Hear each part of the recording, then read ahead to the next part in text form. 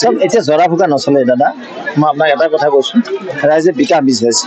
মোদী ডাঙৰীয়ে যিদৰে উন্নয়ন কৰিছে, ধুবুৰীত যিখন 19 কিলোমিটাৰ ব্ৰিজ দিছে, মোদী ডাঙৰীয়াই দিছে, আজমলে পৰা নাই।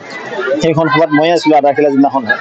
মই আজি আপোনাক ক'লোঁ, তেখেতে কৈছিল যে মনমোহন সিঙক বোলে 50,000কৈ চিঠি দিছিলে, ৰিপ্লাই নাপালে, আৰু মোদীজীক চিঠি নিদিয়াকৈ মোদীজীয়ে সেইখন ব্ৰিজ দিছে। ৰাইজ বিকাশৰ লগত আছে। মই নিশ্চিতভাৱে আশা কৰিম ধুবুৰীবাসী বিকাশৰ লগত থাকিব।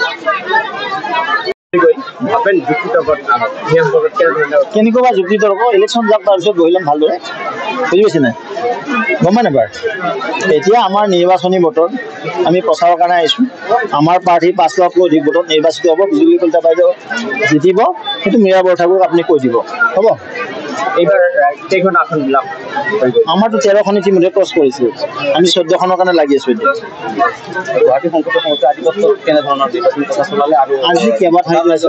ইতিমধ্যে মাননীয় মুখ্যমন্ত্ৰী মহোদয় প্ৰচাৰ অভিযান আছে। প্ৰাক্তন মুখ্যমন্ত্ৰী ডাঙৰীয়া, আমি নিজে, আমাৰ কেইবাজনো মন্ত্ৰী, বিধায়ক, সাংসদ, মিত্ৰগোষ্ঠীৰ সকলোৱে সমাহিত কৰি এই প্ৰচাৰ অভিযান তুংগত আছে, আৰু বুথৰ সহযোগীৰ বাবে বেছিকৈ আমাৰ প্ৰচাৰ কৰি আছে। দলৰ কাৰ্যকৰ্তা, জিলাৰ পৰা ৰাজ্যিক প্ৰতিটো স্তৰৰ কাৰ্যকৰ্তা আমাৰ জনতাৰ মাজত গৈছে। মোদীজীক আমি তৃতীয়বাৰৰ কাৰণে প্ৰধানমন্ত্ৰী পদত প্ৰতিষ্ঠিত কৰিবলৈ, আৰু সেই নিমিত্তে আমাৰ প্ৰচাৰ তুংগত আছে। ধুবুৰীত লগাব যে পদ্ধতি তাজমহলৰ লগত তাজমহল কৰিব পাৰি। কি ক'লে?